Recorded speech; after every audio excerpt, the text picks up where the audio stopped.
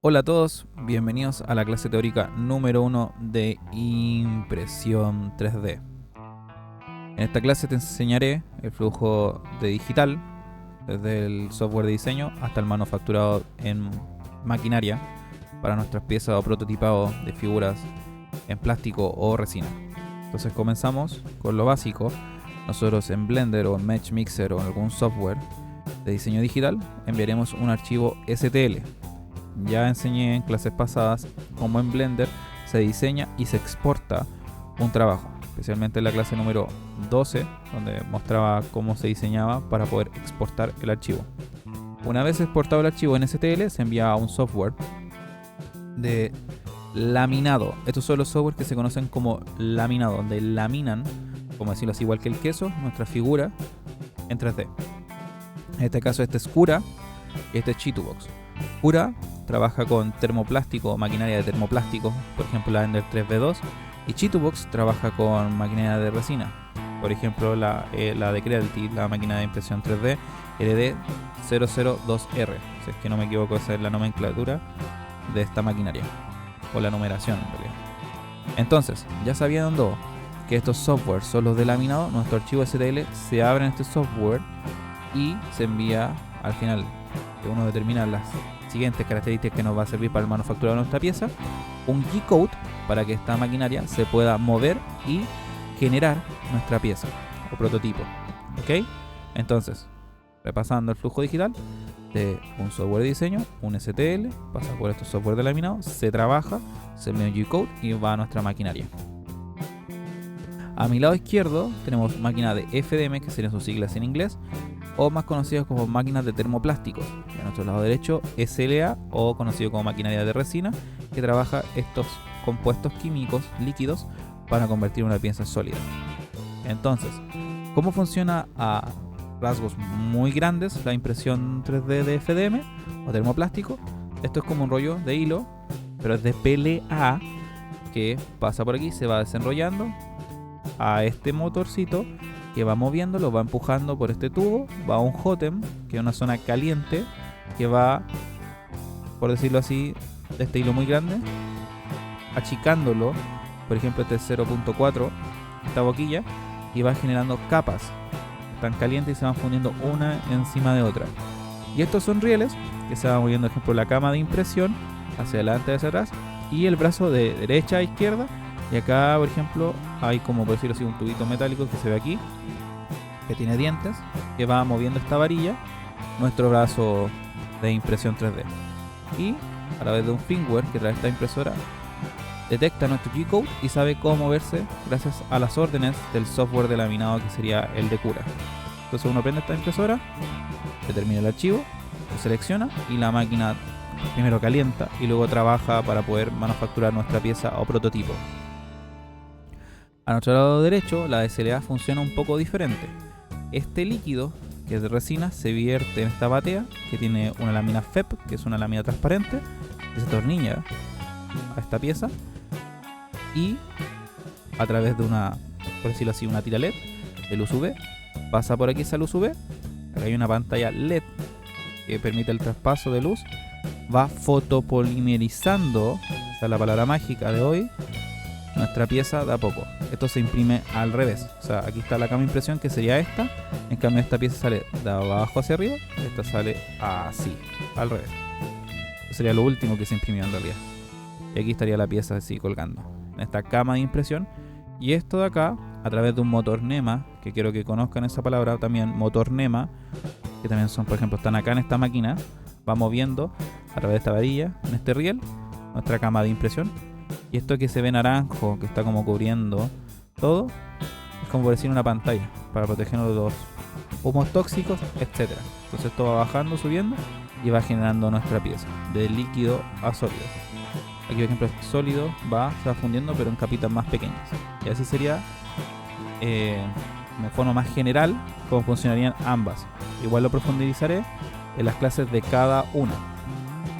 Existen otro tipo de máquinas 3D, no solamente la que acabo de decir, que por ejemplo sería acá de láser, aquí están con metal, o por ejemplo con esto como Esmeril o Dremel, van en madera también, no solamente se trabaja en esos materiales, arcilla. Incluso no solamente con este mismo principio de impresión 3D por capa, han construido casas con cemento, si es que no me equivoco, que es el material, y van creando casas con una impresión 3D gigante, obviamente. También podemos ver otros rubros, como el gastronómico, que podemos ver aquí cómo imprimen chocolate para tortas. Es muy divertido, la verdad, es ver esto, que es con un cambio de Hotem, que sería esta zona. El Hotem es la zona donde se calienta el producto. Y aquí vemos unos ventiladores, por si acaso. Aquí sería lo mismo moviéndose con un brazo de impresión. Y mi favorito, que sería el de metal, que es con láser. En este polvo va saliendo esta pieza metálica, se va sintetizando con el metal. Pero hoy nos concentraremos en la de FDM, a mi lado izquierdo, y SLA. Bueno, estas siglas que sería en inglés, ¿ok? Pero nosotros la conocemos como en español como la de termoplásticos o, por ejemplo, la de resina. ¿Ok? Entonces, ¿cuál de estas dos es mejor? La verdad, depende, siempre depende, qué estaremos haciendo. Aquí en la siguiente diapositiva mostraré las ventajas y desventajas de cada una. Hablemos la de termoplásticos. Es más económico, un rollo de PLA sale de 10 a 15 dólares, así que sí, pueden salir más, dependiendo del material. Los de PLA, que son los más económicos, pueden encontrarlo incluso más barato que eso. No necesita un postprocesado muy riguroso, la pieza sale, sacan unos como bastoncitos que le van a llamar soporte, el cual se apoya la figura y la pieza, luego lijado, estaría listo. Claro, si quieren agregar color y todo, sea postprocesado, pero ya para agregar color. También lo veremos en otras clases. Proyectos a mayor escala, sí, pueden crear piezas más grandes en menor tiempo. Está diseñado como para manufactura de juguetes grandes, por ejemplo, piezas grandes. Podemos ver un ejemplo más claro de eso, que a mí me encanta nombrar. Hay youtubers que incluso han creado figuras gigantes como un Cristo Redentor, etcétera, y lo han expuesto. Entonces no se creen que la impresión 3D es como piecita pequeña, prototipado, no. También pueden ser figuras gigantes como estatuas, etcétera. También tenemos gran cantidad de termoplásticos, el ABS, que pueden conocer como los repuestos de auto. Yo he impreso en varios repuestos de auto en ABS. Si necesita que se cierre la máquina porque cualquier viento va a despegar de la cama de impresión la pieza. Eso igual lo enseñaré cuando estemos trabajando con ABS. El más conocido, que es PLA, que es un plástico muy económico. ¿Y por qué puse TPU acá? Es porque el TPU es flexible. Entonces no solamente son rígidos, también tenemos materiales tipo flexible. Entonces, ¿existen más? Sí, yo le puse los 3 más representativos de los termoplásticos. ¿Son menos tóxicos? La verdad es que sí, no significa que no lo sean. Liberan micropartículas de plástico en el ambiente por los ventiladores, etc.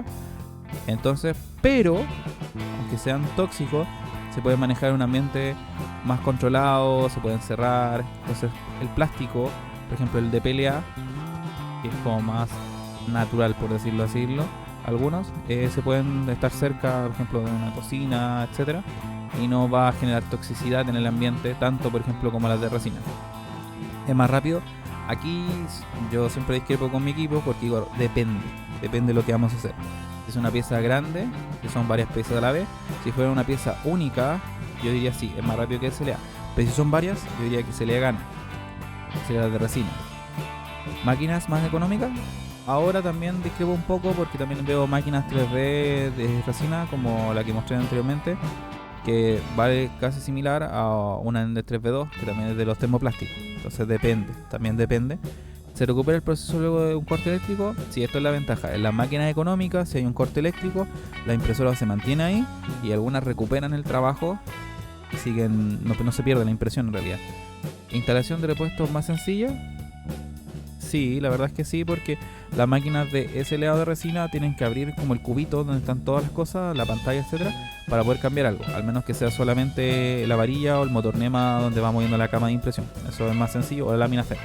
Pero la mayoría de cosas suelen tener la impresora de resina dentro de su apartado electrónico. Lo que sí yo quiero decir, aprovechando el término del punto anterior, que las máquinas económicas recuperan luego del corte eléctrico, también se puede recuperar de otra forma, que como son plásticos se pueden fundir y entre dos piezas que pueden seguir la impresión en otra máquina se pueden unir. A diferencia de la de resina, cuesta un poco más, pero también se puede. Hay un truco que les mostraré en las clases de SLA, es que me recuerdan cómo unirlo, yo les mostraré cómo. Desventajas, unión de capas más visibles. Sí, si uno pasa la uña normalmente con boquilla 04 se puede ver al ojo humano la diferencia entre las capas de este laminado.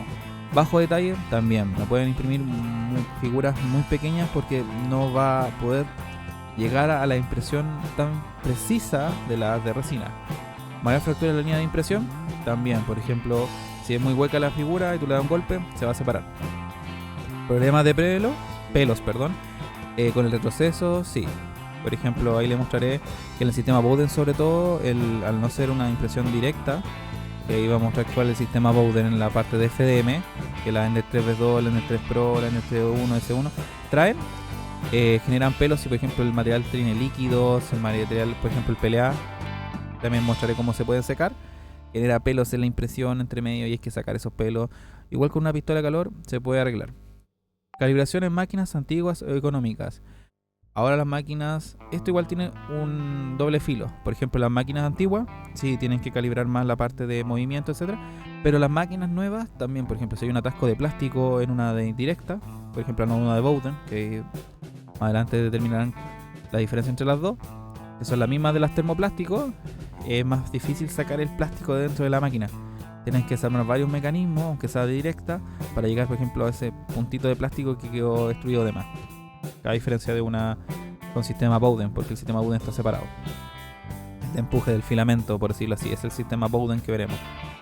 Entonces serían como las ventajas más visibles. Hay muchas más y desventajas de la DFDM, pero estas son como las que uno más rápido ve al momento de comprar la maquinaria al usar los primeros meses. En la de resina, las ventajas, como decíamos, la precisión. Al ojo humano es muy difícil ver entre medio de las capas porque el líquido se va fotopolimizando y la verdad, por ejemplo, lo ocupan por esos que lo ocupan en salud, etcétera. Otros acabados que no logra el FDM, por ejemplo, tenemos acabados transparentes, por ejemplo, transparente azul, transparente verde, pueden generar estas figuras como gogos que antes tenían como color transparente sin ningún problema en figuras de SLA. Entonces para figuras, por ejemplo, anime, que son más pequeñas, que he visto en el rubro que la imprimen, yo recomendaría las de resina.